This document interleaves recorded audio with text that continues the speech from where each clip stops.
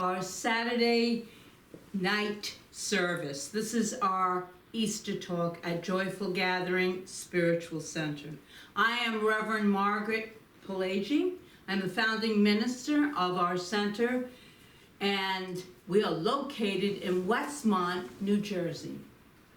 So I'm here this evening to give an inspirational Easter talk, to do an affirmative prayer, and just to be here, hopefully in community on a larger scale, to reach people who need to hear an uplifting word.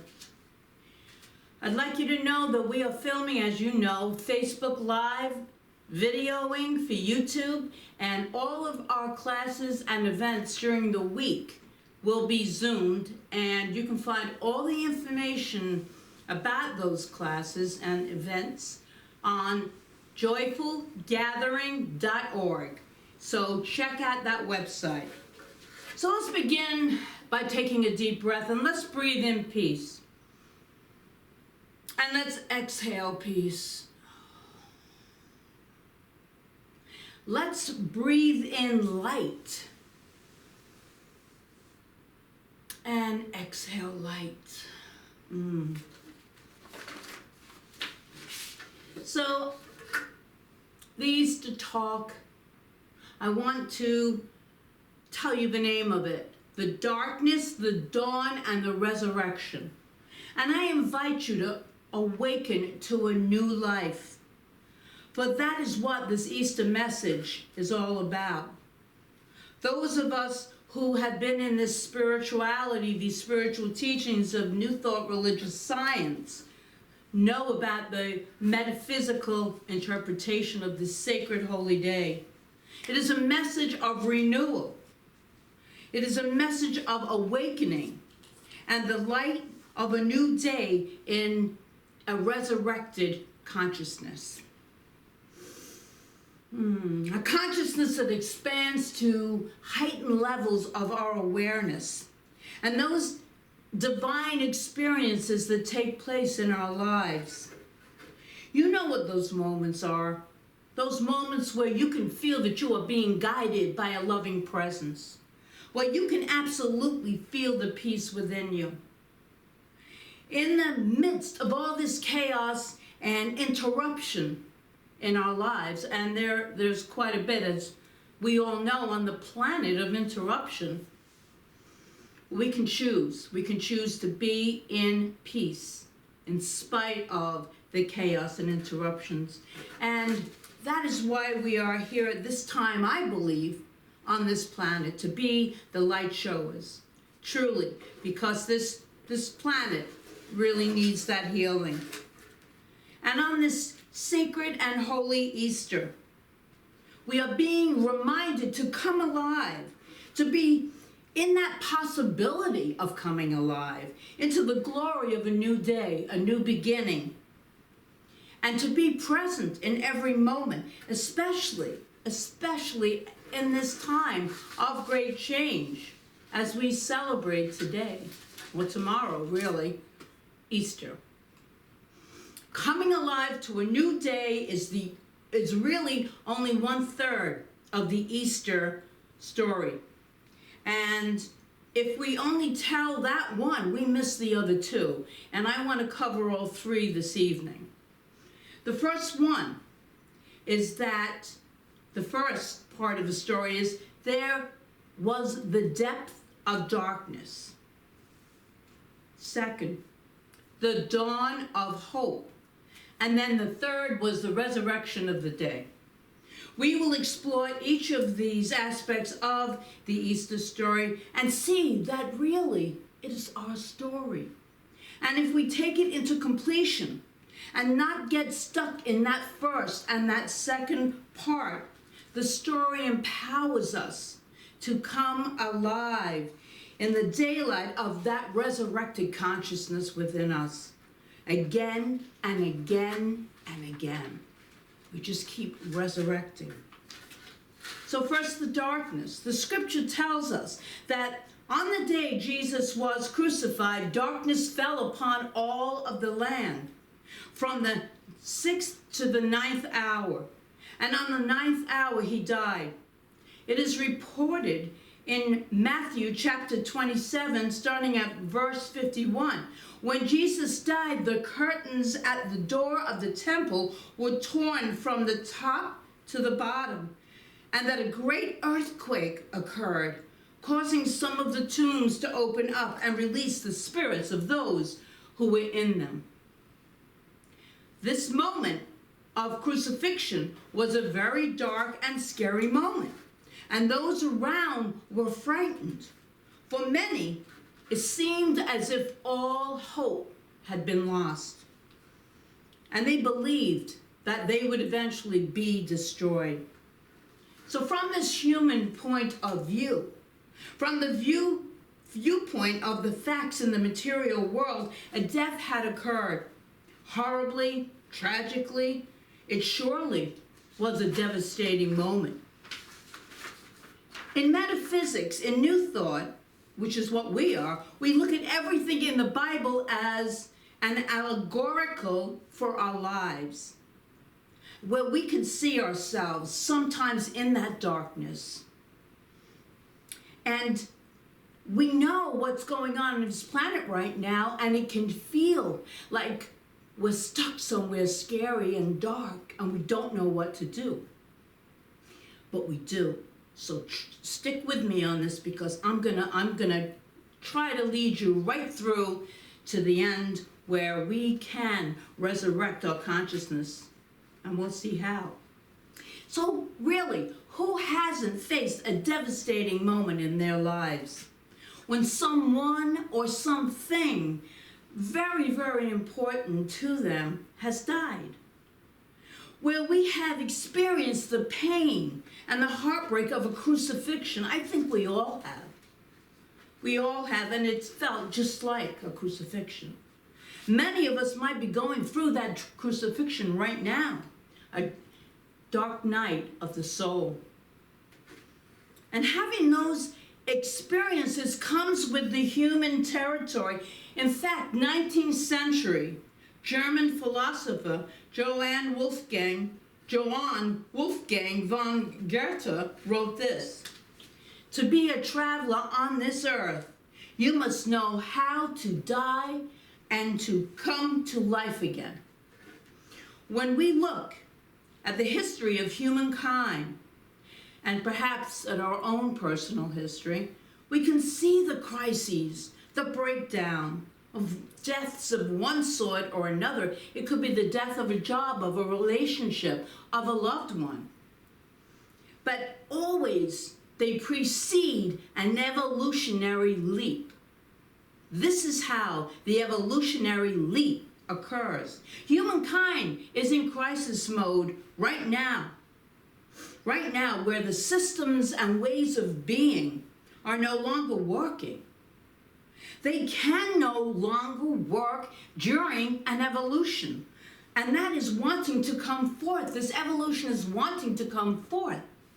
So they must die. We die to the old paradigm, the old way of thinking. For we are in an evolutionary leap time. Systems are breaking down.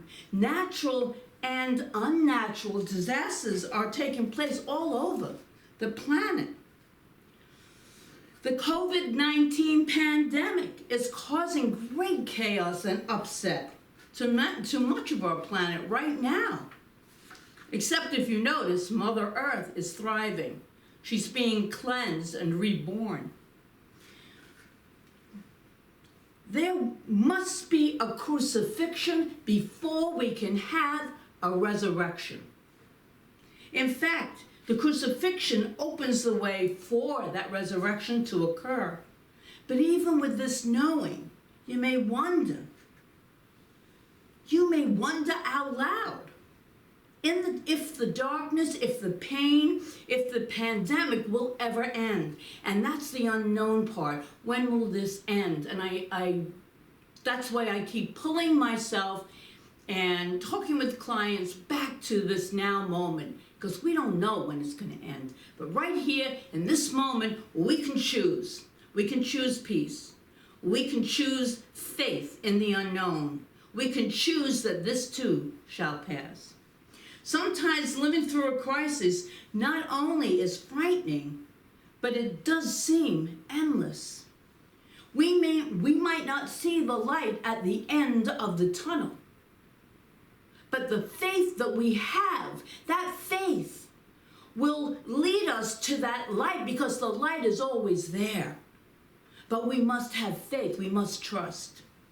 There's an old Hasidic saying, when we take one step toward God, God comes running to us. We are wired to experience a higher power, something that is much greater than we are. And most of us, not all of us, but the vast majority of us will eventually reach out to connect with the church, the temple, the synagogue, or with nature, just to be in that elevated state of oneness. Jesus, the way shower, Jesus of Nazareth, showed us the way on the cross when he said, according to the Lamb's Bible translation, "Into thy hands I commit my spirit." That's a powerful, powerful line right there. With those powerful words, a shift in consciousness occurs, and the dawn of new hope begins. And of course, with that dawn of new hope must come after that the resurrection into the new day. It will occur. And so we begin the second part of the Easter story, the dawn of a new day. I want to say, if there is anyone out there who feels trapped in the darkness right now and does not see the shaft of light peeking through underneath that door, that we are here for you. Joyful Gathering Spiritual Center. On our website, joyfulgathering.org, we have trained ministers and practitioners ready to pray with you. Their names and phone numbers are right there on the website. Just look it up. You are not alone. We don't want you to feel alone. Let us see the dawn of hope for you when you can't see it yourself. The dawn of hope does not arrive for all of us if we will not let it in. If we are willing to trust, even though you may not see the visible signs, because usually we don't, the visible signs, or feel the presence of Spirit resurrecting our lives. It's like the analogy, I've used this before, on a really dark and rainy day, we just don't believe the sun is shining. But the sun is always shining. We can't see the sun, but behind the darkness of this gloomy, rainy day, the sun is brilliantly shining its light. This loving presence of God is always there, the same way as the sun is always there, shining within us, really shining within us. But we sometimes can't feel it. And then we move on to the day. This is the third step of our Easter story. And so once all of that occurs and coming alive, we've been crucified, seeing a dawn of a new day, and now we move into being resurrected into the day that follows. Easter is the new day.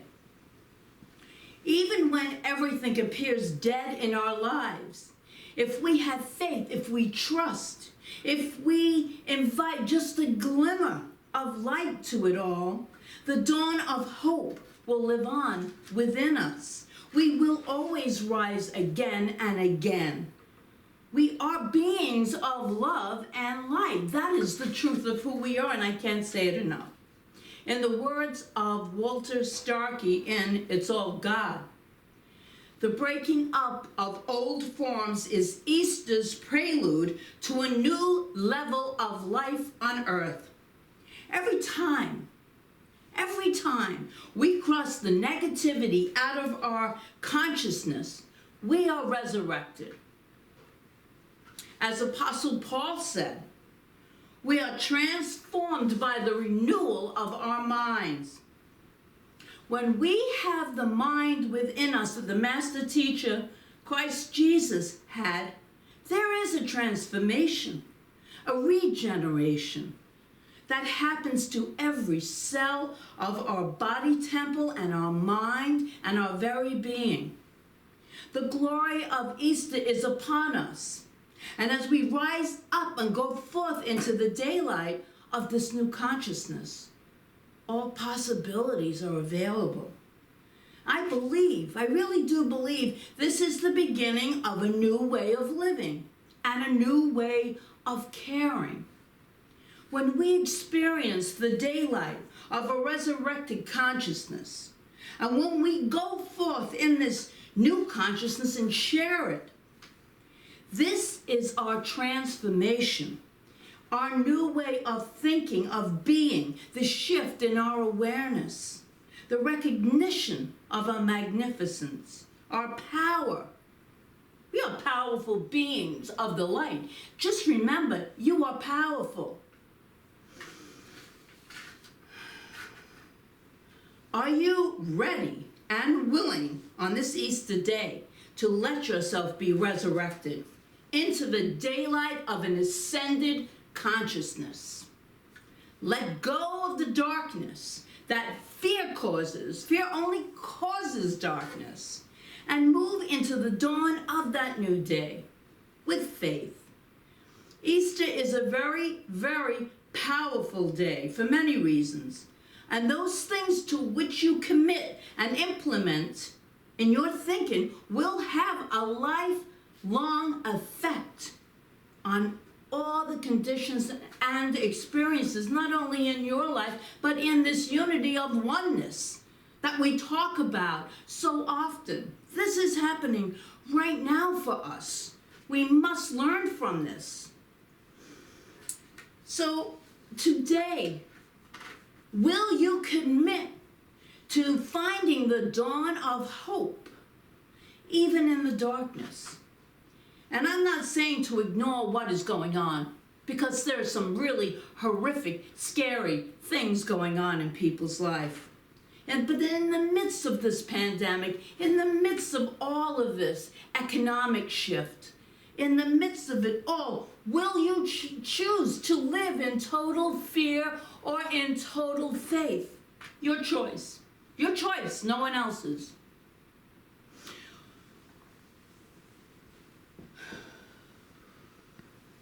It's a big choice. But remember this. This is one of the greatest affirmations. This too shall pass. That I absolutely guarantee, and I absolutely believe with all my heart. This too shall pass. Today, will you stand tall, claiming your spiritual birthright through a consciousness resurrected into the light of day, the light of peace, power, and love? And that, my friends, is what a consciousness resurrected to the day looks like. My hope, my prayer, is that at this very moment, a resurrection has occurred for each and every one of us. And these resurrections can keep occurring, and our consciousness will keep expanding, and the light that we hold will be revealed to us in ways that we have never experienced before. So I would really like us to just stay open to possibilities. Just stay open on this Easter day, on this sacred day, on the Passover, and that energy. All that holiness and all of that consciousness is gathered together. So what I say to you then is, have a blessed, blessed Easter. Now I want to go into an affirmative prayer to seal